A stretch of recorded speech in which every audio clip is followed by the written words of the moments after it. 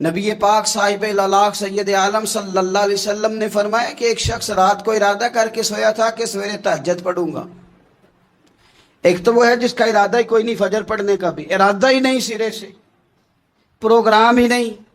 اس کو پتہ چل گیا کہ ڈاکٹر نے کہا تھا 7-8 گھنٹے سونا ہے، تو اب وہ ٹائم دیکھ رہا ہے 2 بجے سو رہا ہوں، 10 بجے اٹھ جاؤں گا۔ اس کی بیچ میں نیند ہے، صحت ہے، ڈاکٹر کی تنبیہ ہے، پر فجر تو شامل ہی نہیں۔ حالانکہ اس بات کو اچھی طرح سمجھ لیں، اگر آپ کا فجر پڑھنے کا ارادہ ہے اور 4 بجے کا، 3:45 بجے کا آپ نے الارم لگا لیا ہے، تو 2 دن آپ کو الارم جگائے گا، تیسرے دن آنکھ خود بخود کھل جائے گی۔ انسان کی نفسیات ہوتی ہے کہ 2 دن وہ کسی چیز بھی اپنی عادت کو سونے جاگنے میں پکا لے تو تیسرے دن وہیں اس کا وہ مزاج بن جاتا ہے۔ تو اگر نیت ہی نہیں، ارادہ ہی نہیں، پروگرام ہی نہیں، تو کیسے آنکھ کھلے گی؟ بلکہ پھر تو یہ ہوتا ہے کہ کئی دفعہ آنکھ کھل بھی جاتی ہے، بندے اٹھ بھی جاتے ہیں پر اٹھتے ہی نہیں، نماز کا وضو ہی نہیں کرتے، آگے بڑھتے ہی نہیں، ہمت ہی نہیں کرتے۔ لیکن حضور کیا فرما رہے ہیں؟ کریم محبوب علیہ السلام فرمانے لگے جس کا تہجد پڑھنے کا ارادہ تھا لیکن نیند غالب آ گئی، اٹھ نہیں سکا۔ حضور فرماتے ہیں نیند تو اب اس نے پوری کر ہی لی ہے نا، پر ارادہ تھا تہجد پڑھنے کا۔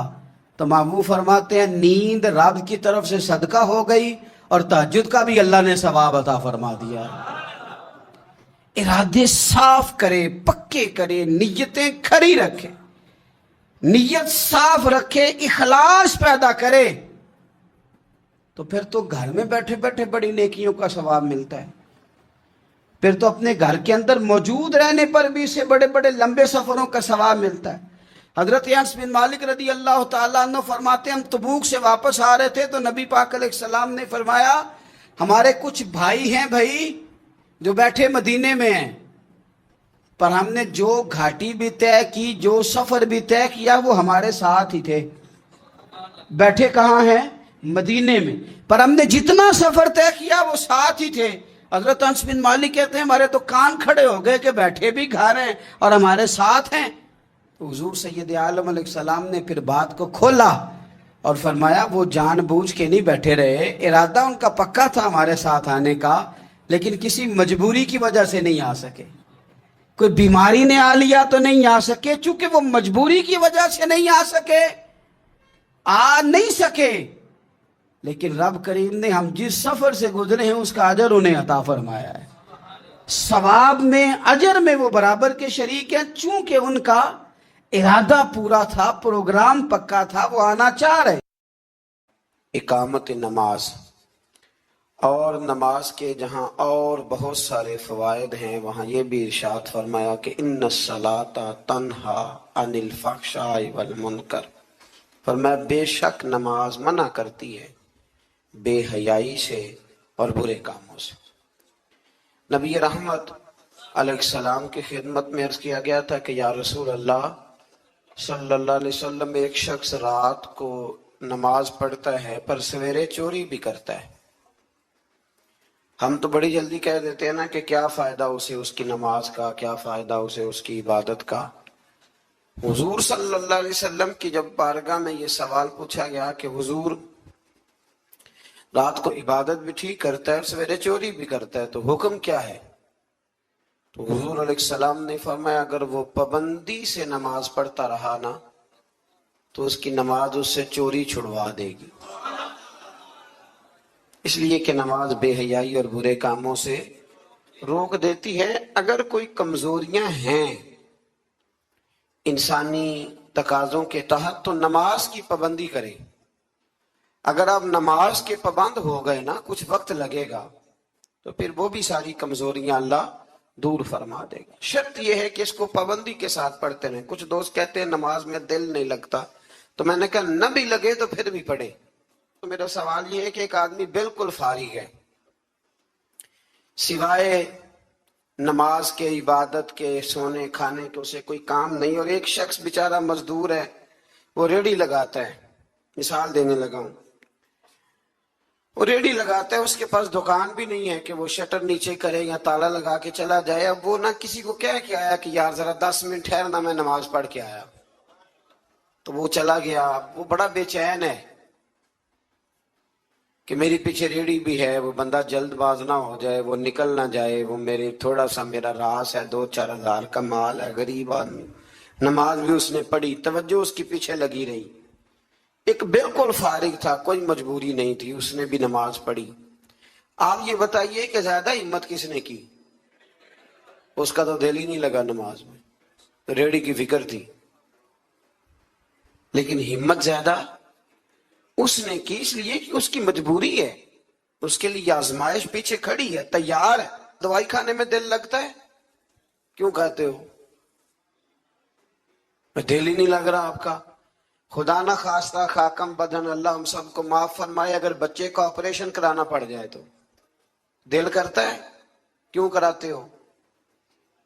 اس کے لیے ضروری ہے. تو بھائی یہ فلسفہ ہی غلط ہے کہ میرا دل نہیں لگتا تھا تو میں نے چھوڑ دی. دل تو کئی دفعہ انسان کا دکان پہ بھی نہیں لگتا، بیچ دو گے.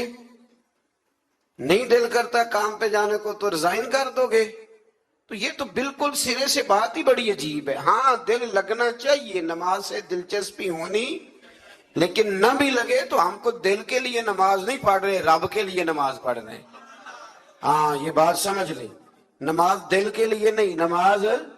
وہ دیکھیں نا، ایک صاحب کہتے ہیں جی میں 5 نمازیں پڑھتا ہوں تو روزی میں برکت پھر نہیں ہوتی. تو میں کہتا ہوں وہ عبادت کرتے ہو کہ تجارت کرتے ہو؟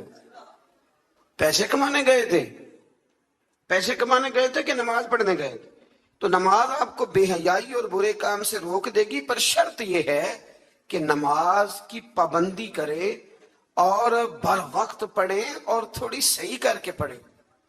مطلب نماز پڑھی جاتی ہے، اہتمام نہیں ہوتا. یعنی لوگ بھاگ کے وضو کرتے ہیں، فٹافٹ آتے ہیں، بھئی آج ہو گیا ہے. بڑی جو بندہ گاڑی بھگا کے لاہور پہنچنا چاہے تو وہ 15 منٹ جلدی پہنچ سکتا ہے، 1 گھنٹہ پہلے پہنچ سکتا ممکن نہیں میرے عزیز، وہ ہو نہیں سکتا. جلدی نماز پڑھنے سے آپ کیا کر لیں گے؟ صحیح کر کے پڑھیں، سونی کر کے پڑھیں، تسلی کے ساتھ پڑھیں، ٹھنڈے دل کے ساتھ پڑھیں. مطلب نماز پڑھیں تو پھر مزہ آئے. امام اعظم کا ایک پڑوسی ہے تو وہ کہتا ہے کہ امام صاحب نا گرمیوں کے دنوں میں نا چھت پہ چڑھتے تھے، جو کہ میرے گھر میں عورتیں نہیں تھی، مرد ہی تھے زیادہ، اور میرا ایک بچہ تھا چھوٹا. کہتے ہیں کہ وہ چھت پہ نماز پڑھا کرتے تھے تو وہ اتنی دیر تک کھڑے رہتے کہ لگتا کوئی ستون کھڑا ہے، رات کو ستون محسوس ہوتا. اتنی دیر تک وہ تلاوت کرتے، اللہ کی بارگاہ میں کھڑے رہتے. تو فرماتے ہیں جب ان کا انتقال ہوا تو میرا بیٹا کہنے لگا کہ ابا جی پڑوسیوں کی چھت پہ جو کھمبا تھا، جو ستون تھا، وہ کہاں گیا؟ تو کہتا میں رو پڑا. میں نے کہا بیٹا وہ ستون اور کھمبا نہیں تھا، وہ تو ابو حنیفہ تھا جو اپنے رب کے حضور کھڑا رہا کرتا. تو دلچسپی پیدا کریں. اللہ تعالیٰ ہمیں رمضان کے بعد بھی پابندی صلاۃ کی توفیق عطا فرمائے.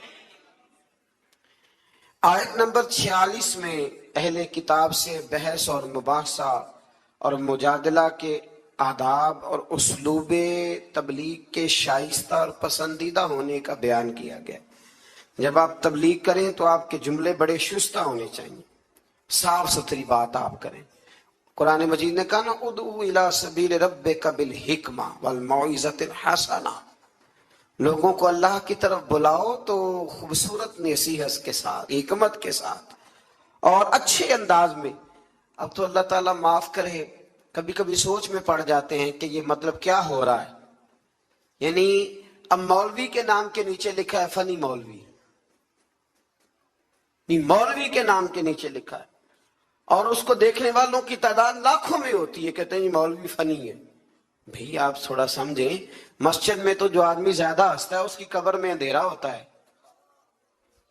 آپ یہ کیا کر رہے ہیں؟ ہاں کوئی بات ایسی آ جاتی تھی تو اللہ کے نبی بھی مسجد میں مسکراتے تھے، حضور بھی مسکراتے تھے، صحابہ بھی مسکراتے تھے.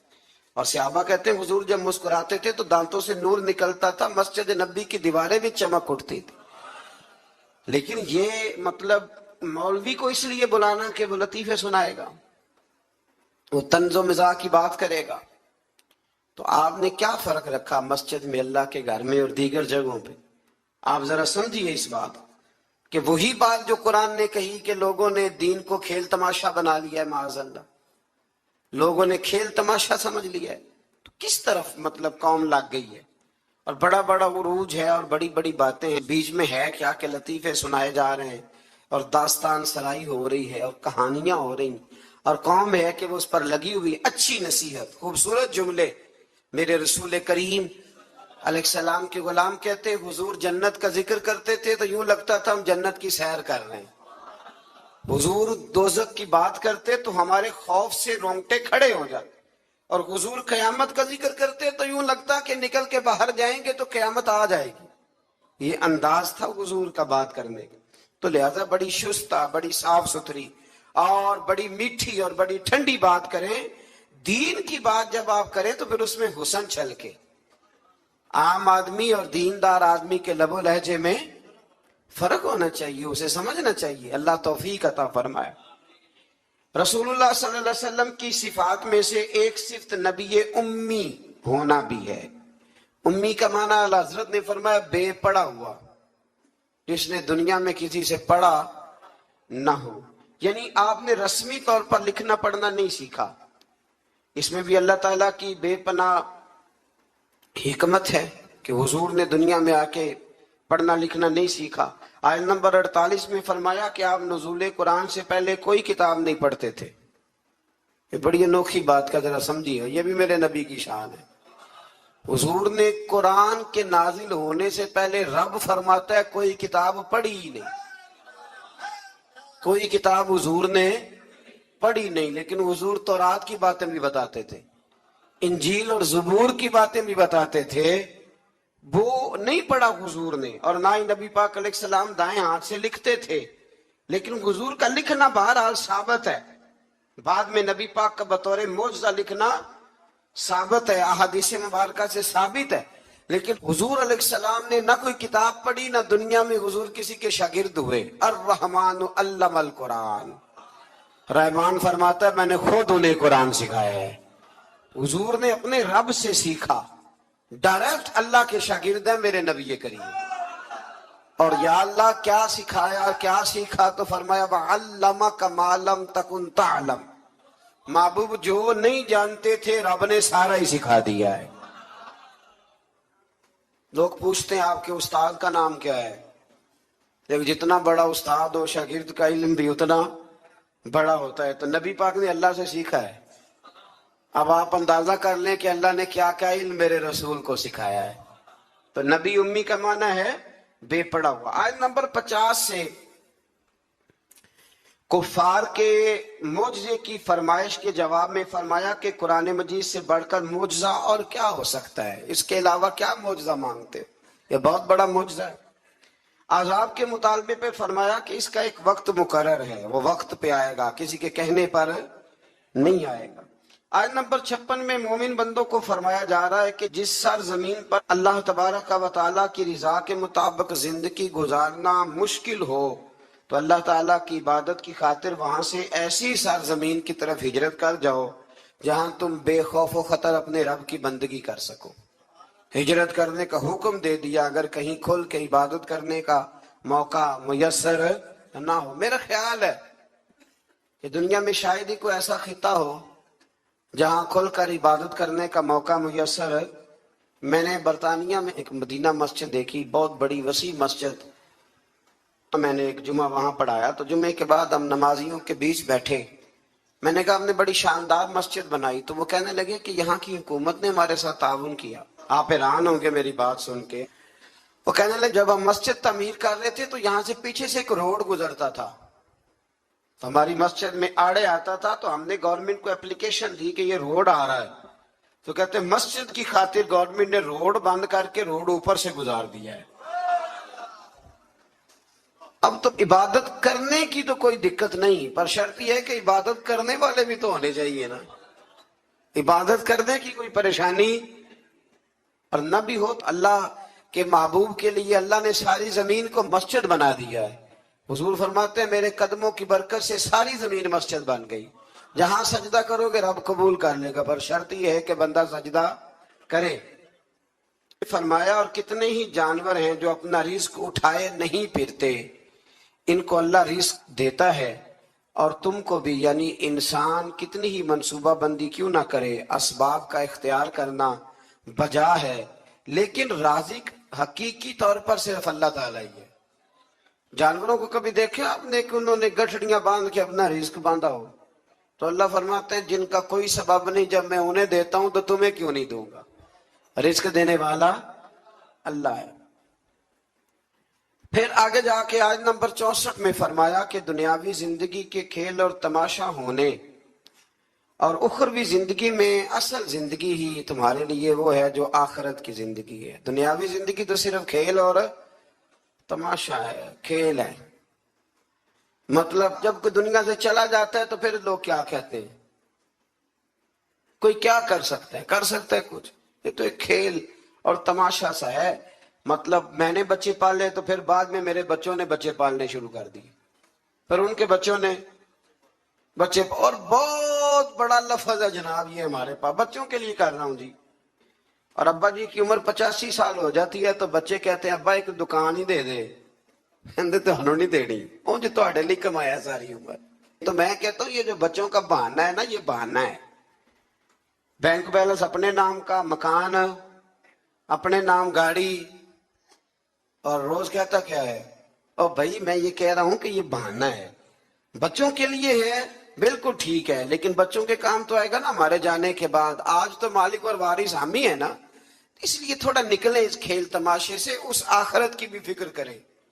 امام زین العابدین گھر میں نماز پڑھ رہے تھے تو آگ لگ گئی، لوگ بجھاتے رہے، امام صاحب نماز پڑھتے رہے۔ نماز کے بعد لوگوں نے کہا حضور ہم آگ بجھا رہے تھے، آپ نے توجہ ہی نہیں کی۔ فرمایا تم دنیا کی بجھا رہے تھے، میں قیامت کی بجھا رہا تھا، میں دوزخ کی آگ بجھا رہا تھا۔ ادھر بھی تھوڑی توجہ کریں، اللہ توفیق عطا فرمائے۔ آگے پھر سورہ روم شروع ہوتی ہے۔ سورہ روم کی آیت نمبر 9 سے اللہ تعالیٰ نے بتایا ہے کہ لوگوں کو اپنی مادی قوت اور طاقت پر اترا کر اللہ عز و جل کی غالب قدرت کو بھول نہیں جانا چاہیے۔ ماضی میں کتنی ہی ایسی قومیں آئیں جو مادی قوت کی حامل تھیں، لیکن آج ان کے کھنڈرات ان کی مادی قوت کی ناپائیداری کا جیتا جاگتا ثبوت۔ دیکھ لو جا کے، بڑی بڑی تگڑی قومیں آئیں، بڑی بڑی۔ یہاں قبر ہے نا شادرے میں بادشاہ کی، کتنے کتنے بڑے بادشاہ ہیں جو لیٹے ہوئے ہیں، لیکن کو جاتا ہے پوچھنے؟ بس دور سے کھڑے ہو کے لوگ کہتے ہیں کہ کھنڈر بتا رہے ہیں کہ عمارت حسین تھی۔ اس سے زیادہ کوئی دلچسپی، اللہ ہمیں سمجھنے کی توفیق دے۔ پھر اللہ تبارک و تعالیٰ نے آیت نمبر 21 سے بتایا کہ اللہ کی قدرت کی نشانیوں میں سے یہ بھی ہے کہ اس نے انسان کو مٹی سے پیدا فرمایا اور پھر اسی کی جنس سے جوڑے بنائے تاکہ ان سے سکون حاصل کریں، اور زوجین کے درمیان محبت اور ہمدردی کا رشتہ قائم کیا۔ زوجین سے مراد میاں بیوی۔ اور پھر ارشاد فرمایا کہ اس کی قدرت کی نشانیوں میں سے زمین و آسمان کی تخلیق اور انسانوں کی بولیوں اور رنگوں کا تنوع ہے، اور نیند کے لیے رات اور تلاش معاش کے لیے دن کا بنانا ہے۔ اور اسی طرح آگے کی آیات میں اللہ تعالیٰ کی قدرت کی متعدد نشانیوں کا رب کریم نے ذکر فرمایا۔ آیت نمبر 27 میں حیات بعد الموت کے منکرین سے فرمایا وہی ہے جو تخلیق کی ابتدا کرتا اور دوبارہ وہی زندہ کرے گا، اور یہ اس کے لیے بڑا آسان ہے۔ دوبارہ زندہ کرنا بڑا، کسی چیز کا پہلی دفعہ بنانا مشکل ہوتا ہے، دوبارہ تو آسان ہو جاتا ہے۔ فرمایا دوبارہ زندہ کرنا تو اس کے لیے آسان ہے۔ آیت نمبر 28 میں مشرکین سے فرمایا کیا تمہارے غلام تمہارے مال میں برابر کے حصے دار ہوتے؟ اگر نہیں تو پھر اللہ تعالیٰ کے ساتھ کیسے بے جان بتوں کو شریک کرتے ہو؟ آگے چل کر امت محمدی صلی اللہ تعالی علیہ وسلم کو تعلیم دینے کی خاطر فرمایا آپ باطل ادیان سے کنارہ کش ہو کر اپنے آپ کو دین فطرت پر قائم رکھے، وہ اصل دین ہے۔ آیت نمبر 33 سے انسان کی فطری خود غرضی کو بیان کیا اللہ نے، فطری خود غرضی۔ فرمایا کہ تکلیف کے وقت اللہ کو پکارتے ہیں لیکن راحت کے وقت اسے بھول جاتے ہیں، بلکہ شرک کرنے لگتے ہیں، اور یہ بھی بتایا کہ اللہ کی رحمت سے نا امید بھی ہو جاتے ہیں۔ اچھا لگتا ہے ہمارے جملوں میں نا یہ فکر، اچھا لگتا ہے، بس ٹھیک ہے جی وہ جس حال میں رکھے جی میں بڑا راضی ہوں۔ بھئی یہ شکر نہیں، شکر یہ ہے کہ الحمدللہ میرے رب نے جیسا سمجھا اس نے اس حال میں مجھے رکھا ہے، جیسا سمجھا اس حال میں اس نے مجھے رکھا۔ آیت نمبر 38 میں قرابت داروں اور مسکینوں اور مسافروں کو ان کا حق دینے کا حکم دیے۔ قرابت داروں کا بھی حق ہوتا ہے، مسکینوں کا بھی ہوتا ہے، مسافروں کا بھی ہوتا ہے۔ ہمارے اوپر تو حق ہی کوئی نہیں کسی کا، یا ہمارا ہے یا ہمارے بچوں کا ہے۔ اس آیت میں اللہ نے حکم دیا قرابت داروں کا بھی حق ہے، مسکینوں کا بھی حق ہے، مسافروں کا بھی تیرے اوپر حق ہے، تمہیں وہ دینا ہے، وہ تیری ذمہ داری ہے، وہ تیری ذمہ داری ہے۔ حضرت عمر بن عبدالعزیز فرمایا کرتے تھے ہم بڑے شکر گزار ہیں غریبوں کے، بڑے شکر گزار ہیں غریبوں کے۔ فرمایا رب کریم ہمیں اپنا نمائندہ بناتا ہے اور ہمیں کہتا ہے لو میں تمہیں دیتا ہوں، تم جا کے میرے بندوں میں بانٹ آؤ۔ فرمایا ہم تو ان کے شکر گزار ہیں کہ یہ ہم سے قبول کرتے ہیں تو ہمارے کھاتے میں نیکیاں جمع ہو جاتی۔